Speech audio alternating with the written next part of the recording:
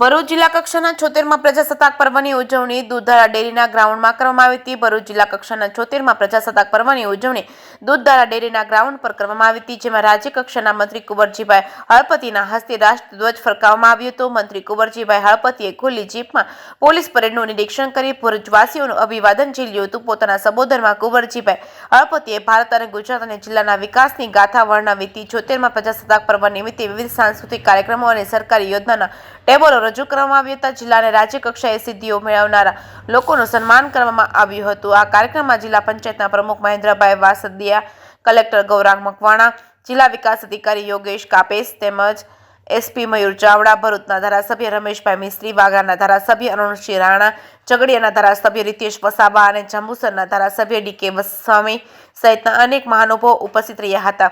જે કેસવી ગુજરાતી સાથે કેતન મહેતા, ભરૂચ।